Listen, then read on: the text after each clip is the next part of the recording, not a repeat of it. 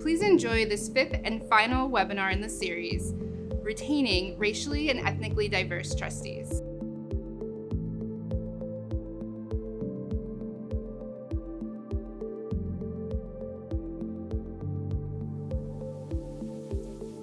Hello, everybody, and welcome back to Facing Change mini webinar series on all things board attraction, recruitment, retention, and support. I am with my amazing, fantastic colleague, Beth Zemsky. And for those who don't know me, I'm Andrew Plumley, the Senior Director of Equity and Culture here at the American Alliance of Museums. I hope both of our faces are familiar, but as we've been doing this series, this might be one of the first ones that you've watched. And so welcome for folks who are just joining, and welcome back to folks who have been watching these mini webinar series since the start. As I mentioned, we started this mini webinar series with really talking about how to attract racially and ethnically diverse board candidates to boards. We talked a lot about the sorts of conversations you're going to have to build strong attraction and build strong pipelines for potential racially and ethnically diverse board candidates. We moved on to talk about specifics around recruitment and how to recruit those same board members.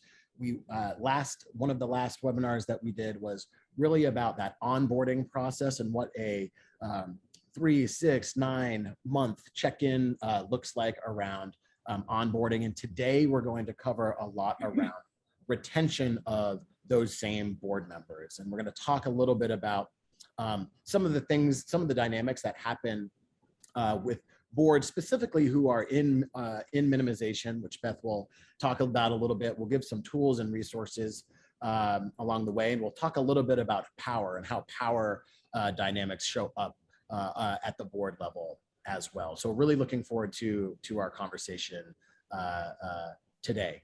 So Beth, how are you? I'm fine. It's the end of the summer here in Minneapolis, and the rest of the country's been inundated by rain over the summer. We've had a drought and it's raining today. So if it's a little grayer in my room than usual, that's why. But one day at a time during ongoing COVID.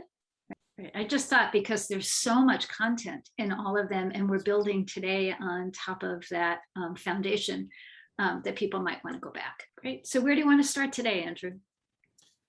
Well, that's a really, really good question. There's so many things that I think we would love to cover. But I think just to start, just an orientation again around where folks are at with minimization and some of the dynamics that play there, especially at the board level. We've been hearing a lot of examples of things that have taken place, and I want to be able to name some of those, but just starting out with, where a lot of our museums are at right now. Yeah, I appreciate that, because, one of the things about the Facing Change initiative using the IDI and the Intercultural Development Continuum is it gives us a container for understanding dynamics that might seem like they're over here, and there's so much going on. But if we have sort of a central organizing container around it, it can make things that seem overwhelming make more sense and give us much more of a direction of how to move forward. So I'm going to do a screen share. And Great. What we've done throughout these webinars is that anything you see on the screen will be available to you as a PDF. We're sharing the slides with you. So just so you know that will also be available in the Resource Center attached to this particular webinar. So just as a reminder, because my hope is many of you have heard me talk about this before, over 65% of all organizations, all boards, plus people are in minimization. The reason it's called minimization is when we're in minimization, we are really, really, really good at finding commonality. We're able to find some commonality with somebody, even if they're really different from us, we can find some way to connect. So that is a significant strength. We can see the core humanity of each person. We can see that deep down we have similarities. We are not threatened by people different than ourselves. We're accepting and tolerant. And the thing we really want to focus on today is people have incredibly good intent. which is why you joined Facing Change in the first place, and why you want to diversify your board. So all that is super positive. The reason it's called minimization, again, is we tend to minimize differences. So one of the things we've talked about throughout this webinar series is what it means is organizationally, we tend to recruit for difference for our board because we want to hire for difference, we want to select for difference, we really want difference. Numerical diversity. Remember, we define diversity as count the people.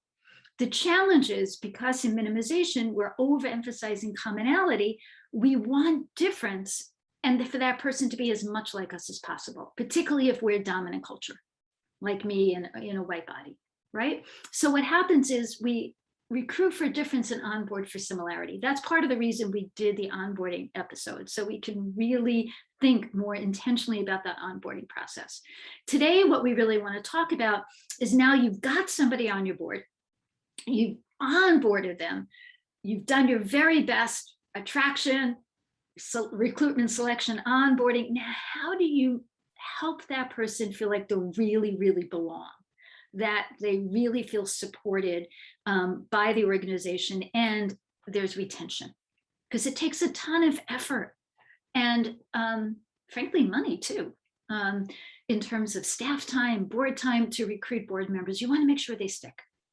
So what we want to talk about today is two dynamics. One is the pressure for non-dominant culture folks to assimilate to dominant culture and what happens for the person, potentially the organization, but also the specifics of microaggressions that can really erode the board culture, not just for the person who might be different, but the board culture in general.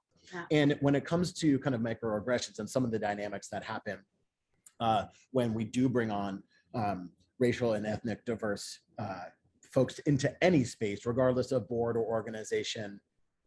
You know, I was reading an article just a couple weeks ago around some of the statistics about who wants to return back to the office around COVID. And one of the main points for folks of color specifically is that they receive less microaggressions in their own home, and so they're more likely to want to stay in some sort of hybrid working model or something because of this dynamic around microaggressions. So it's something just I wanted to name here too. Yeah, it is. That was, you know, many of us who do this work, we're not surprised by that stat, but it's tragic, right? It's sort of like, oh, I can do my work, but now I don't have to deal with the day-to-day thing of microaggression. So a little later on in our conversation, because some folks might not be familiar with what do we mean by microaggression? We're going to define it. We'll give some examples. We'll talk about what do you do if you see one or you did one. So we're going to try to think about that whole dynamic a little bit. Great. Yeah. So one of the other things we just wanted to say about minimization in general, and this is part of what we want to talk about today about this retention, is how does power tend to operate in organizations in minimization? And I'm going to talk in a minute about what we mean by positional power. But let me just say for now, what tends to happen in organizations in minimization is an overemphasis on positional power. In other words, too much emphasis on hierarchy, right? And so we might recruit people because we want their lived experience, that we want their interaction with community, and then the way interactions happen in terms of, we say that's valuable, but then how does power actually operate? You know, one of the things I just want to say in general about all of these things, about retention and the lack of retention, is how disheartening it is when you spend all this time recruiting. It's disheartening for a board. We did the very best we could. What went wrong? Why didn't this person stick? It's disheartening for the individual who has been brought on and thought this was going to be a great place for them to contribute to their community, to build relationships, and things didn't work. It's also disheartening to the community. Wow, that museum's really making a commitment, but look what happened over there. Right? So the lack of retention has costs. It has costs for a number of folks in the process. So I just wanted to also bring that up as we're thinking about this. Thanks for naming that, Beth, because that's there's costs for all sides. And I often see, unfortunately, that one of those costs too is not staying committed to the process along the way. So when it doesn't work out, a lot of folks say, well, we've tried this and it didn't work, and so we're not going to try again. And so that's also a huge cost as well. Yeah. So Andrew, before we started recording, you were talking a little bit about why we wanted to talk about power and some of the issues that have been raised by boards, by the fellows, things that you've heard. So what kinds of things are coming up around power? A lot of the things that are coming up are around, hey, we've done a really good job of attracting, recruiting, and onboarding specifically racial and ethnic diverse board candidates. But what's happening is once they get into these spaces, it's quite clear that their voices are being, there are questions about whose voices are being heard at the board level when issues are being raised, who has the final decision-making power at the board level, what sorts of committees hold what sorts of power, and then who's on those committees. And so there's a bunch of these different sorts of power dynamics at play. And as a new board member, generally, a lot of the times, there's a learning curve. Then you add dynamics of race and gender and class and all of these other identities on top of that. There's a lot of power dynamics kind of stacked on top of each other. And what we're finding is that because of what you said around kind of an overemphasis of positional power, other sorts of power aren't actually taken into account as much, which I know we'll get into. But I just wanted to name like the specifics of what we're actually talking about, whose voices are being heard, what committees have and hold power, how does lived experience come into play, that sort of thing. We talked about diversity, it's count the people. Inclusion is what is the organizational environment in which the people feel like they count. And so that has a lot to do, as we talked about in the last webinar, is this stages of sort of team or board development. You know, am I in or out of this board, right? What kind of power and control do I have? And can I bring all of who I am, my resources, talents, and skills to this enterprise? And will those be honored and developed? So we've talked about this in a number of other webinars. So I want to add another layer to this, okay? So what is power, right? So let's just sort of define that. Because when we think about power, sometimes we think power is like a negative or a good. It's good or bad, right? Power is just a neutral force. It really depends on how responsible and accountable we are for our power. So some of that's about positional power, as in I'm the board chair. Some of it's positional power in a social sense, as I'm white. And so when I walk in a room, is somebody automatically going to give me more legitimacy? Or they're not necessarily going to question, where is she coming from, right? Or if I'm in a room with most men, are they going to mansplain? Because they have more power socially, right? In that sort of social context. So power is really just the ability to make things happen.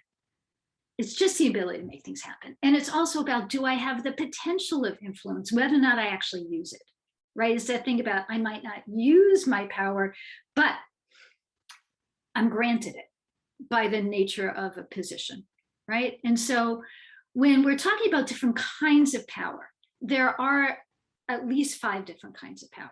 And positional power is the authority granted to somebody stemming from their position in a group or a social system, such as race, age, gender, etc.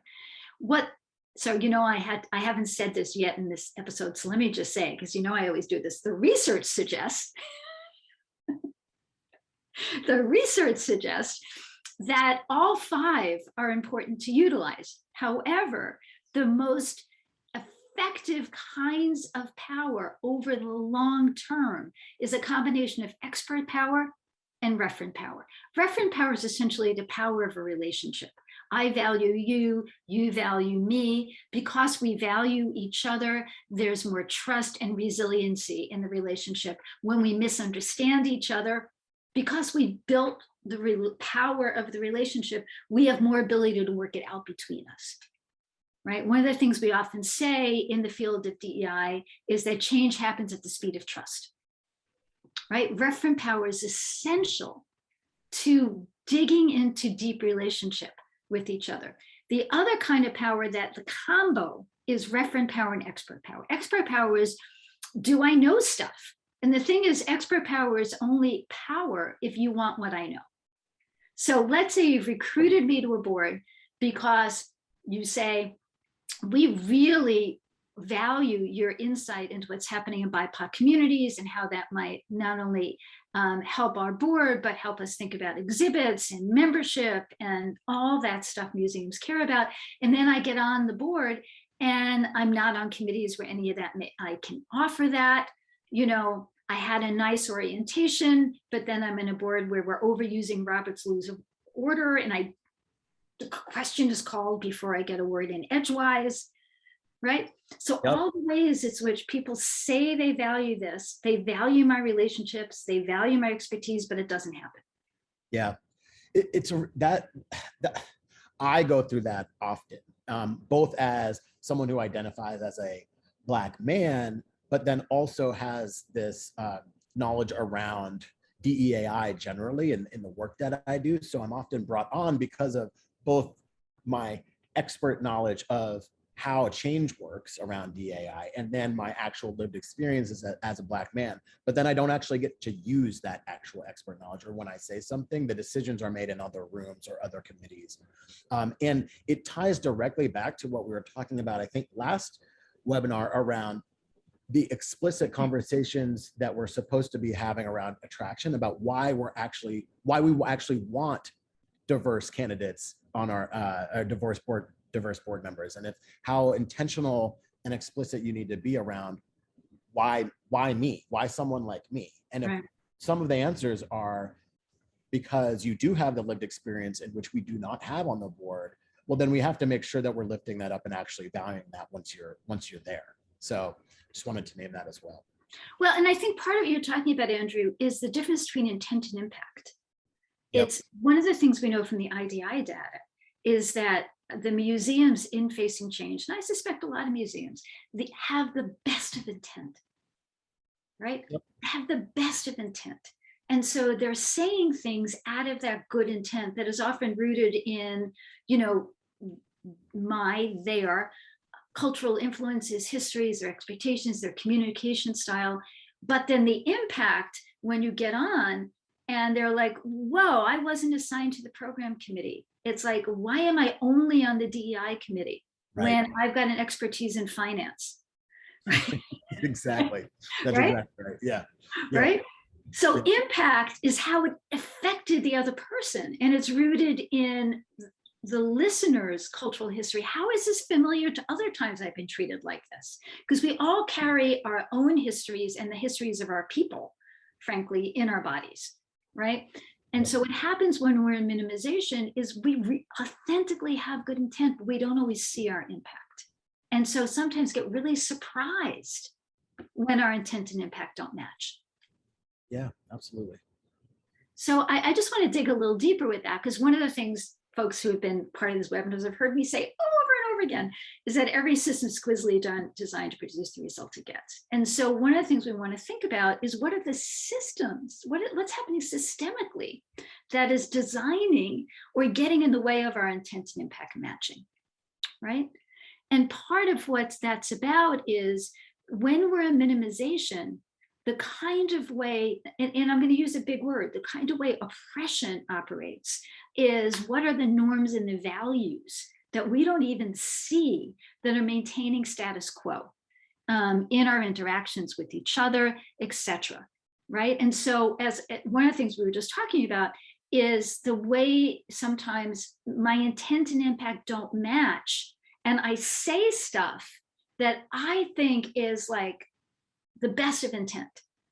And in my head, it's a supportive comment, or I'm leaning into curiosity, or I'm just talking, and it lands differently for somebody else. The impact is different. And that's what is a microaggression. And this is one of the things that deeply impacts retention on boards. Let me just define microaggressions. And I know, Andrew, you've got a ton of examples, right? Yep, absolutely. Darrowing Sue is the psychologist who originally defined microaggressions, where the word came from. And so he defines it as a social exchange where a member of the dominant culture, remember, we all have multiple identities. So it's one of our dominant culture identities says something, often accidentally, often without malice, that belittles, alienates a member of the marginalized group, right? I want to just say the word is microaggression because it's often not a very big incident, but we're going to talk more about this. It's a micro incident that has macro consequences. So calling it a microaggression does not mean it's not a big deal. Okay. So Andrew, should I leave this slide up and you just give some examples? Sure. Yeah. There's plenty of microaggressions that happen kind of in personal life and professional life. I'll just share a couple that I've had done to me and or have heard about in the last couple weeks. And so actually the one that I share often, because it happens quite often, because I'm a bigger Black man. And so often when I get onto elevators, this is one that's not professional, but more in personal experience. When I got onto elevators and there's particularly women and particularly white women in the elevator, there's often a clutch of the purse and a really step behind, because there's this fear there that I often say. And so I often have to, because of that, say hello, ask how they're doing in a very overly friendly way to make sure that they feel safe in this space. Another one that I get often, because I am a Black man that grew up in Vermont, is always this very surprised look and questioning around, oh, you're from Vermont, and then ask a lot of follow-up questions around, like, how did you get there? Why did you grow up there? That sort of thing from a personal personal standpoint.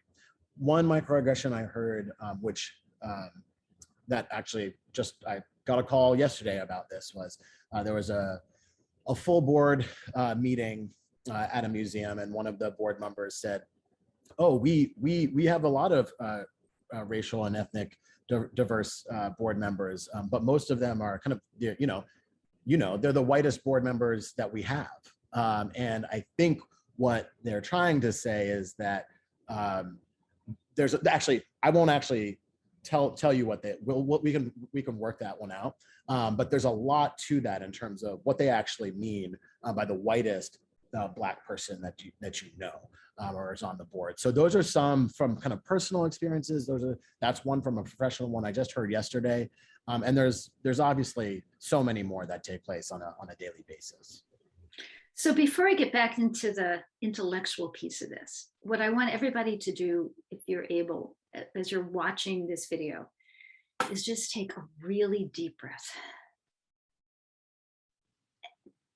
and let it sink in your own bodies, what it might feel like, independent of your own racial identity, to have those as day-to-day experiences. Just move from heart to head for body for a moment. And if you're somebody who's BIPOC watching this, take a deep breath and sort of breathe in sort of self-love, right? Okay, because these are painful experiences and they're daily. So we're going to talk about what to do about them, right, Andrew? Absolutely. Yep. 100%. But, yeah, I want to talk about a little bit, before we talk about what to do about them, a little bit about the consequences of stuff like this, and how it might impact things like retention. Okay. Breathe. Andrew, you too. You breathe. Absolutely. Yep. So, one of the things that sometimes makes microaggressions a little bit baffling for folks who are not part of a non-dominant group is what is something that Kenji Yashimo has pointed out about the way privilege operates. A privilege is essentially some advantage I get by being from a particular demographic group.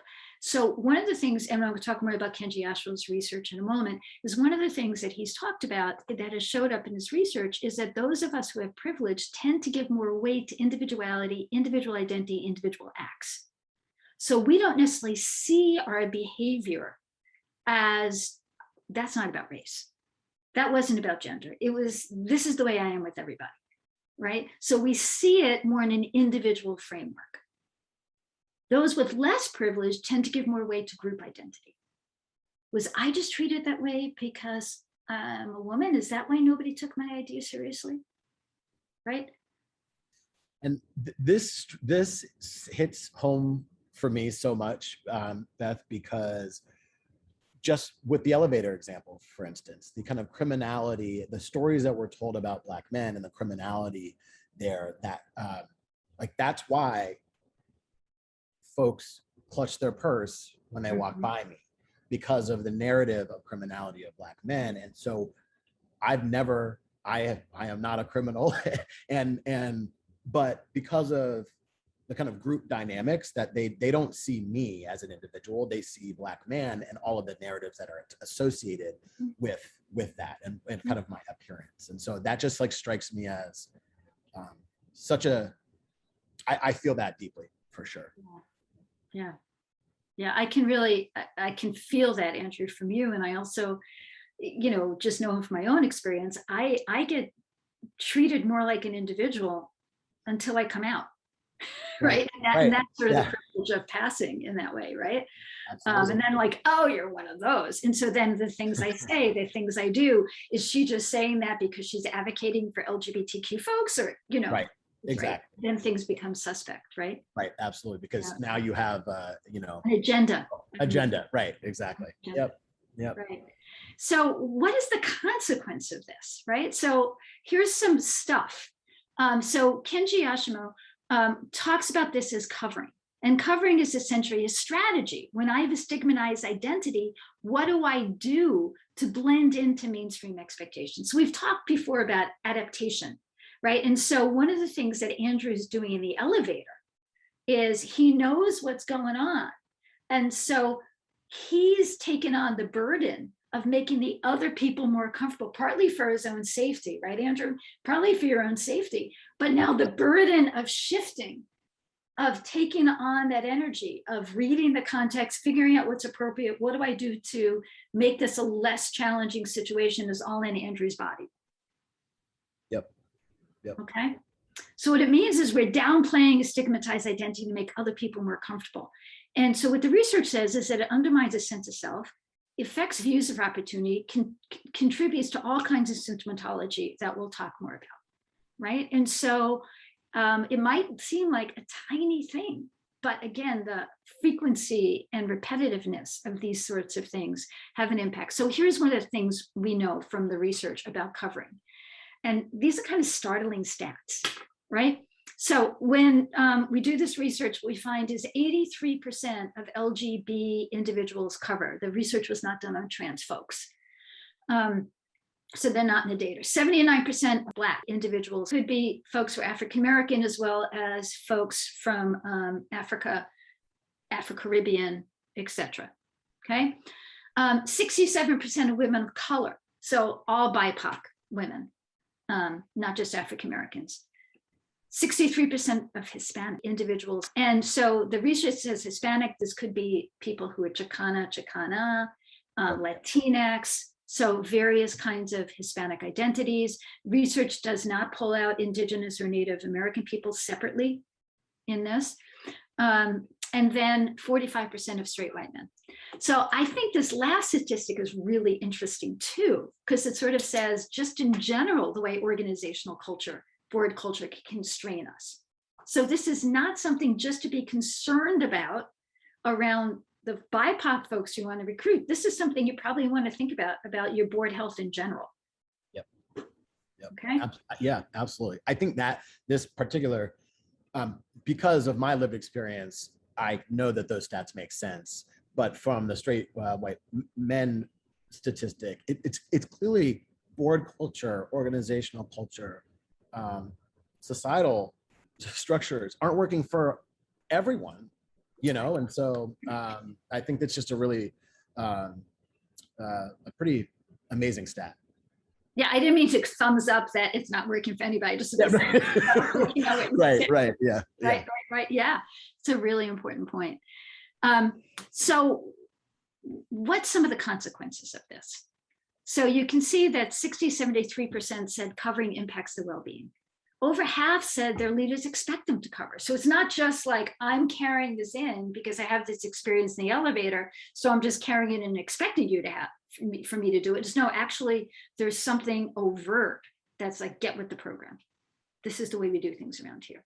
And you can see that over half said it decreases their commitment to the organization. So this is where it impacts retention. I'm not going to stay. You know, this is stifling my talent. I'm not as committed.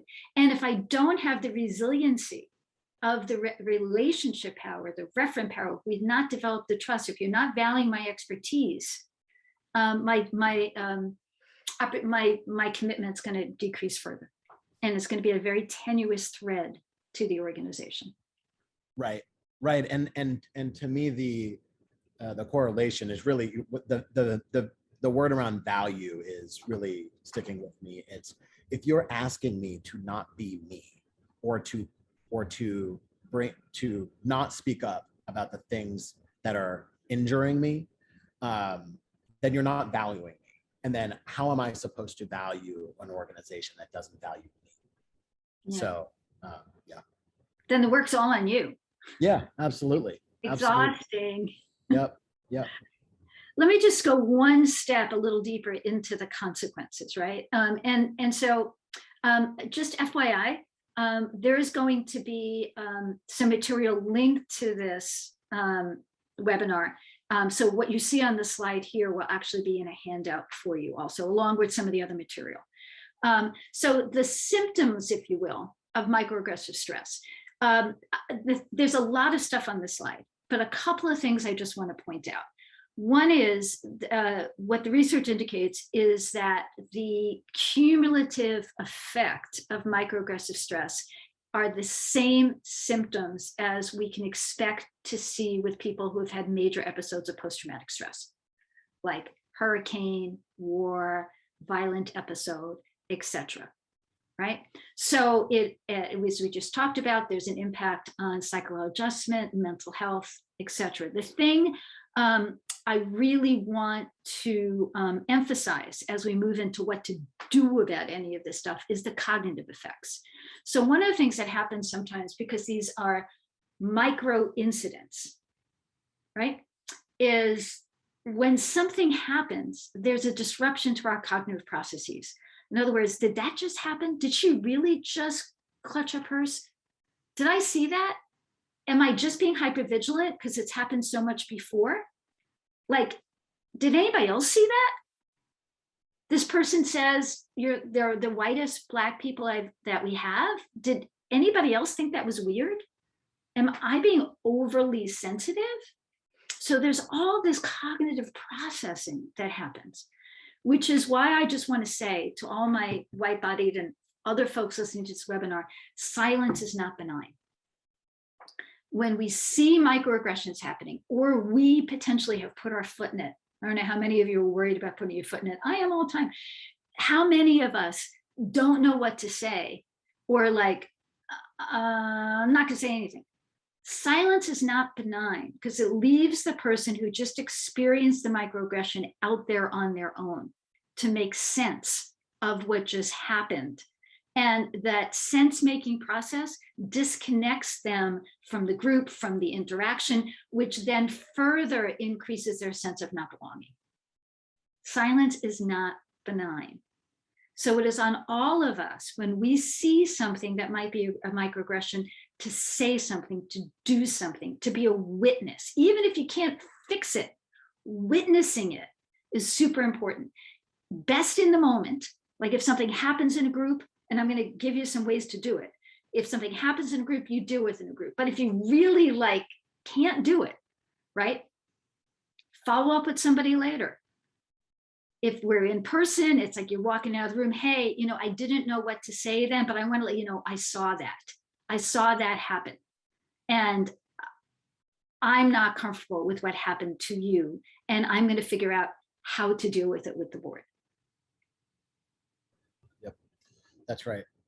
And often, from my point of view, is when it's happened to me personally, even just naming that it was seen is often enough for me not to go into kind of fight or flight mode. So that it's like, okay, someone else saw this too. Not many people are going to be expert facilitators in the moment to really name it and then work through it, but just naming it is a really helpful thing. Yeah, so I want to give folks, Andrew, is that okay if we move to that? I want to give folks what do you do about this, right? That's great. Okay, so this is also from the same researcher, which I just think is great, because so many of us are worried about, well, what if I say something? Am I going to get canceled? Right? And so that silence and the worry, which is all about our own self-esteem, I have to say, right? At the cost to somebody else's well-being and psychological health, right? So these are the steps about how do we move from being worried about being canceled or maybe canceling somebody else into an environment of accountability. Because part of what happens when we don't know how to hold people accountable, we just cut them off. And then one of the things we know about intercultural development in general is moving into a more culturally competent organization means having confidence, you know what you know, and humility to know you're never going to know and you're going to make mistakes. So if we're so worried about making mistakes that we don't take risks, we actually don't learn, we don't form authentic relationships, right? I don't know if this has ever happened to any of you, but when your partner or most beloved in the world says something that hurts you, my hope is you don't cut them out of your life. Or maybe you shouldn't have been in the relationship in the first place if that happens. Right. But you probably work out a way to say, you know what, that hurt me. And the best kinds of ways we repair is somebody said, yeah, I did that. Yep. And here's my responsibility. Here's my accountability for making you feel bad. And I'm really sorry about that. And here's what I'm going to do differently in the future. What a great opportunity in terms of recognition, to name real time what's happening. Because when we consent to learn in public, when we're learning together, it actually helps everyone kind of adjust their learning edge and learn real time, different ways to do things and naming things. And so it's just, it's one of my favorite workshop agreements that I go into most workshops with. And I think this recognition piece fits right into that. Well, and to your point, right? It's like, how does it help everybody? So let's say I'm in a room and I realize I just put my foot in it with you, Andrew, and I do something like this process, and I'm going to model some skills for you in a second, and the world doesn't blow up and you and I turn out okay. Yeah. Right? Then other people in the room go, dodge that bullet, but not only that, but we're going to be okay. Maybe I can take some more risks. That's right. It's really modeling. And it builds that kind of, I don't know if resiliency is the right word, but it builds a muscle. Builds a muscle. Yes. Muscle. Okay, so let's talk about a couple of skills before I know we need to end. So the first part I want to talk about, and FYI gang, you're going to have a handout on this that gives some detail about how to do this linked to this webinar. How do you ask questions effectively? So let's play with, Andrew's just been, you're from Vermont? I didn't know there were Black people in Vermont. Right. Yep. Okay. Right. So you're from Vermont is kind of a question, right? Yeah. So let's just assume for a moment, and Andrew, you tell me honestly how this feels for you, but let's just assume for the moment that I'm asking because I'm really curious about where somebody grew up as somebody with a minoritized identity impacts them. Let's say I'm really curious about having a relationship building conversation with you. Absolutely. How might I ask that question differently? So here's a little formula, right? Because remember, sharing information is vulnerability. And so what happens is folks with marginalized identities are often asked to share information when literally we have no skin in the game. Yep, absolutely. So here's what it might sound like. So Andrew, you said you're from Vermont. So the first thing I'm going to do is I'm going to be transparent about why I want to know this. And I have to be transparent with myself first. If I really don't need to know, I'm not going to ask. Right. Yeah. But I think that's a really great first point.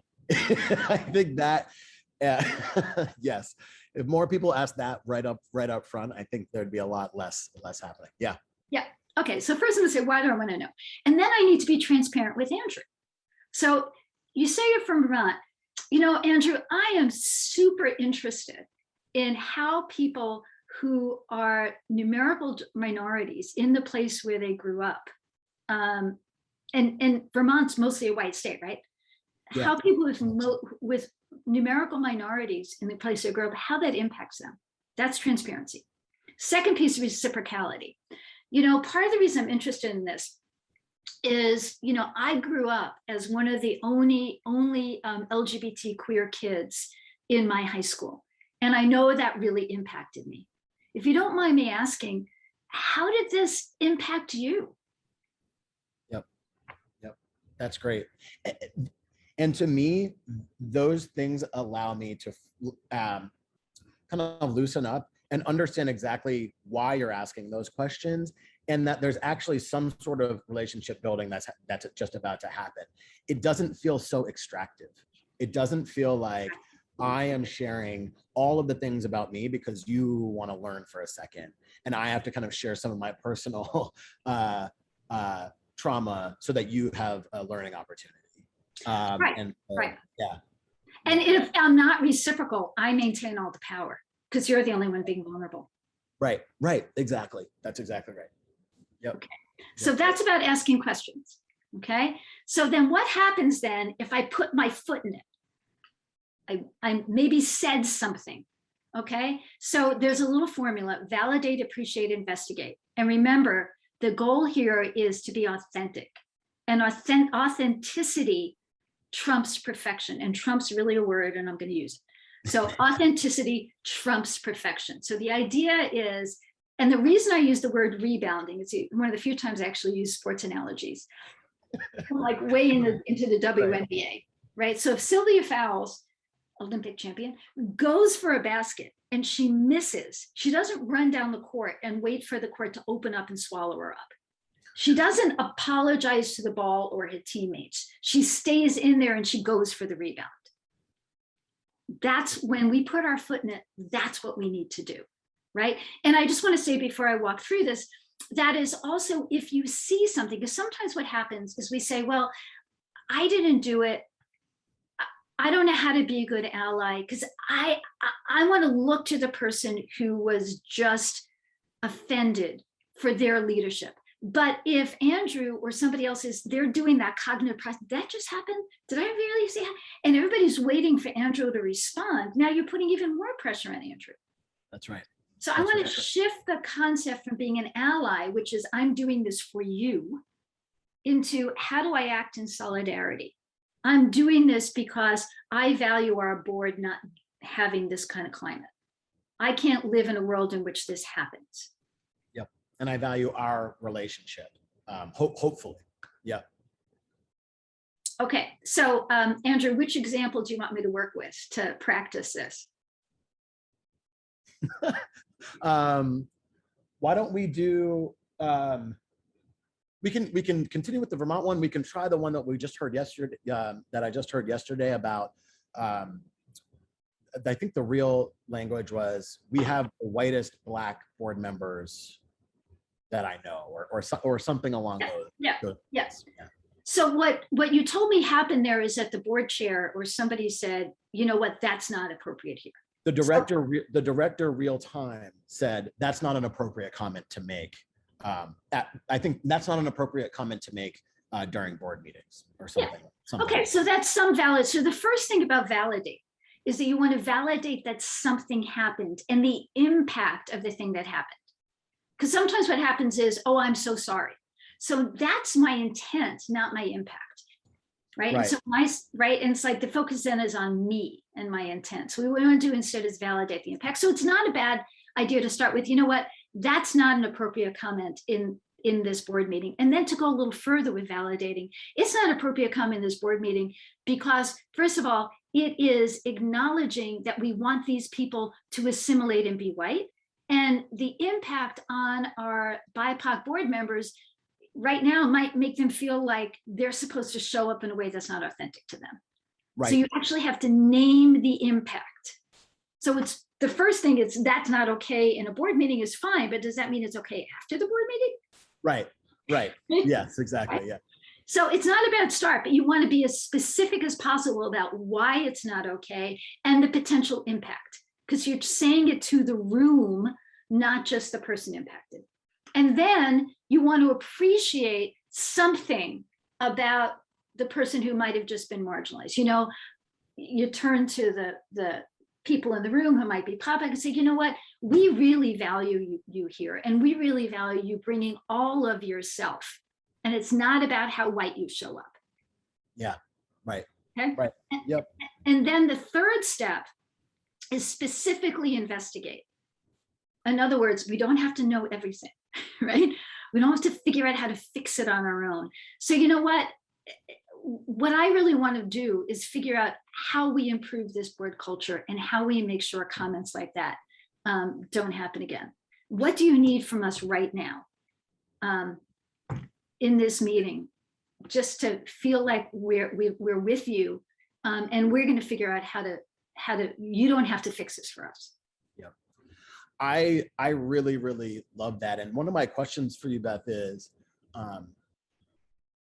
I've seen this done well, and often what the reality of it is, it might take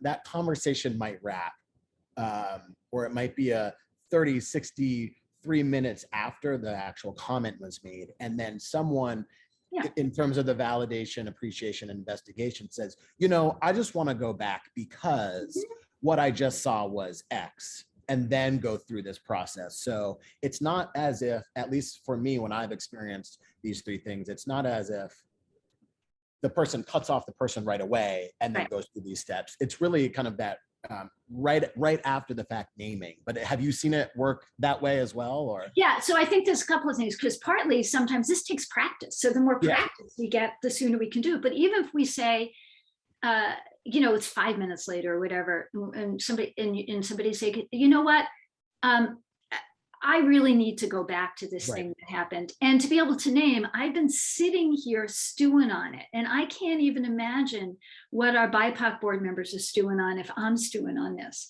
and I can't go on with the agenda until we deal with this. Yep, that's right. Yep, that's often how it happens when it's done well, where and you can feel it in your body. Everyone can. Oh yeah. And so just naming it is really, really great. So yeah. Everybody take a deep breath again. Remember to breathe. Yep. So the piece about this is that in these moments, as much as we can, how do we center is, what is our goal as a board? What are each of our roles as board members? And what do we do without losing our own soul? Because I have to say, for those of us who are not folks with non-dominant identities, or at least a non-dominant identity that's being marginalized at the moment, when we see microaggressions, it doesn't just damage the soul of the person who's experiencing it. It's often counter our own values. Right.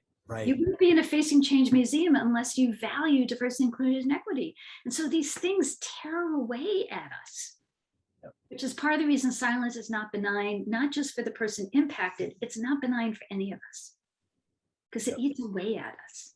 So this is the reason I think about this as solidarity and not just being a good ally. I'm not doing it for you. I can't live like this. Yep. That's a really, really good point. And it undermines the work itself, and it causes that kind of dissonance where we say we value these things, but then in real time when things happen, we don't do the right things. And so yeah, I really appreciate that. Because we're often so worried about getting it right, we do nothing. Yeah, we do nothing, right? And it's more important to do something and have humility about it. And hopefully the little templates that we shared in terms of skills will help. So we're getting towards the end of our webinar series, and I just thought I would do a little summary, because we've been around the world, Andrew, haven't we? We really, really have. Absolutely. Yeah. So we've talked a lot in these webinar series about, who am I? What am I carrying as a board member, either a dominant culture or BIPOC board member?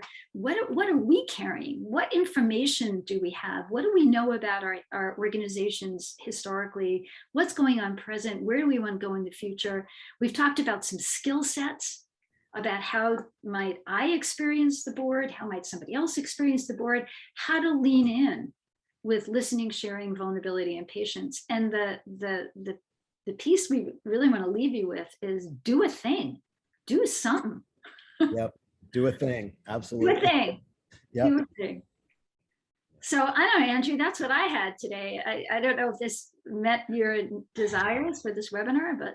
It did, it absolutely did, because I think we've gone through so much work around getting folks here. But there are real dynamics at play once we are here. And we've focused a lot on,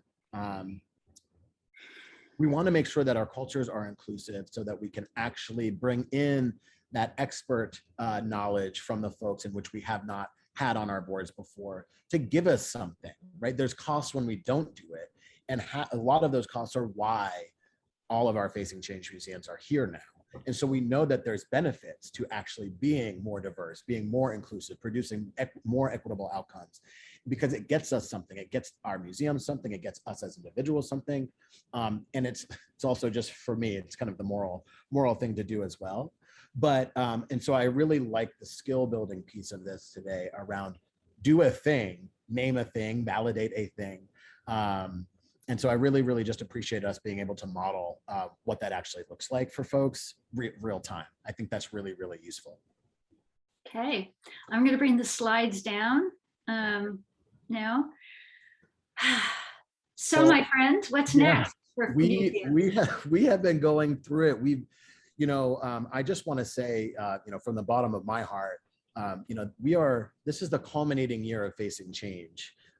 We have been through so much as a group. We've been through so much as colleagues and friends in this work. And I just want to say, you've been so beneficial to us in helping us translate the work to our museums. And all of the pivots that we've had to do over the course of 2020 and into 2021, we really couldn't have done any of that without your commitment and support. I am really, really thankful that we decided to do these mini webinar series as well, because it's that extra kind of modeling that I think is going to be really, really useful for museums. And so I just really appreciate you going on this journey with us over the last, 2 years plus. It's been a pleasure. It's been a pleasure. And I will never, ever, ever go to any museum again without deeply appreciating the hard work of the staff and board to create such rich cultural experiences that translate so much heart and vision. So I'm just grateful for all of you doing the hard work that you do out there to make sure that art and history and science continues to be agents of social change. Yeah, I couldn't say it better myself, Beth. And if you're watching this before our fall retreats take place, you will see both Beth and I at those fall retreats, and really looking forward to that time together to celebrate all of the work that's been done. And if you end up watching after these fall retreats, we'll have a little bit more for you then as well, and hope that you really dig into a lot of this content, because there's a lot of great stuff in there for us all to learn and practice. So thank you so much, Beth, and thank you everyone for being so committed, and take care. Stay safe.